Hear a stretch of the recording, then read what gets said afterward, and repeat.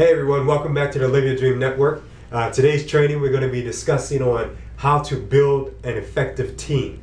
So all leaders, managers, supervisors out there, take out your pen and pad. This is going to be some powerful training.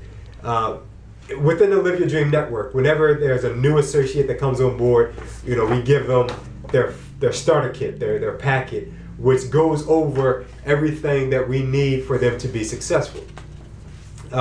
In that starter kit, the first thing that they do, or the first thing that they receive, is actually our vision of the organization. We have a video out there that goes over how do you establish a vision, the steps that you do in order to keep a vision.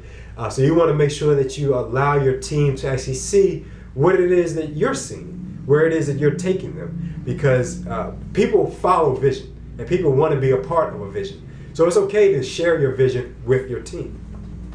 The second thing people want to do as leaders and managers is that you want to have an overriding goal for each individual person. I'm not a Marine, but in the Marine Corps, everyone that calls himself a Marine has certain milestones that they have to accomplish. Well, it should be the same for your organization. There should be certain goals, overriding goals, that each individual has to participate in and become successful at before they can actually move on to higher levels in your organization. But then let's start and get into the steps, the 8 steps that each individual should accomplish as being a part of your team. Number 1, they must be a product of your product. Some people refer to this as having skin in the game. And they should be able to produce a testimonial based on their experience with your product and or service. That should be recorded and held with you as their manager or leader. Number 2, you want to identify or help them to identify their own personal, business, and professional and personal goals. Have them write it down, have them record it, and you put it in their file.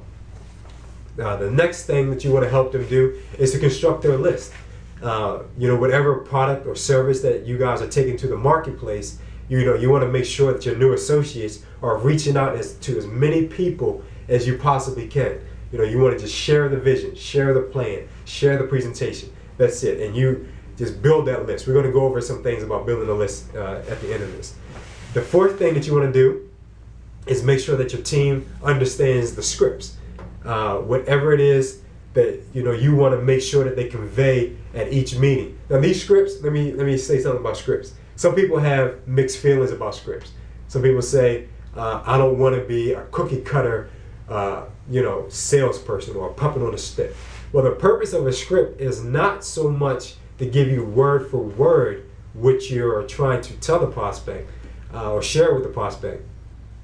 This purpose of a script is to make sure that you touch on the 2, 3, 4, 5 most important things that you want your prospects to know at each meeting. So whatever words that you use as intermediates or up to that person, but you want to make sure that those 4 or 5 key components are always being conveyed. All right. Number 5 is you want to make sure that your people stay connected. You want to make sure that they're part of whatever training you have, regionally, districtly, nationally, whatever motivation, books, audio CDs, tapes. You just want to make sure that your people's mindset is geared towards the success that you want them to possess. The 6th thing, you want to make sure that you update your calendar and learn the proper ways of booking an appointment. We actually have a training on how to book an appointment.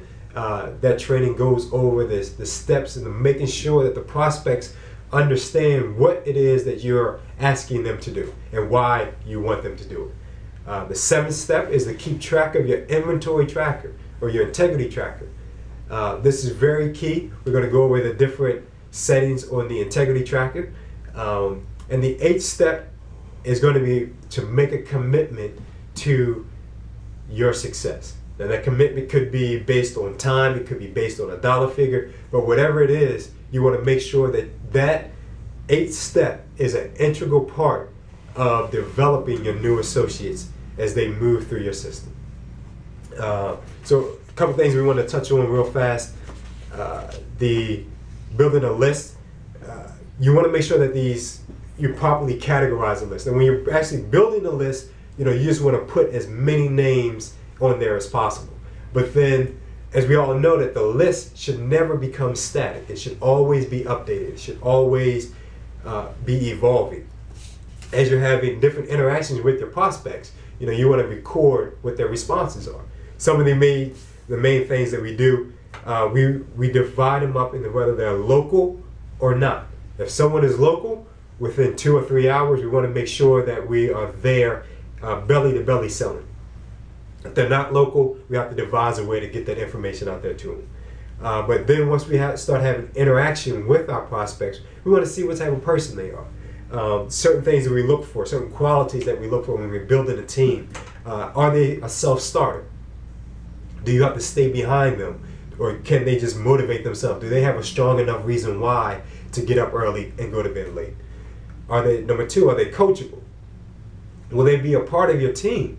Will they actually buy into the vision that you lay forth? Now, it doesn't mean that you have to override their vision, but it's just, can they vibrate with the energy that you're putting out there? Number three, are they a center of influence? Do they have connections themselves?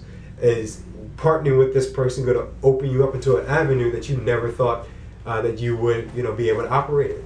Number four, what is their financial situation?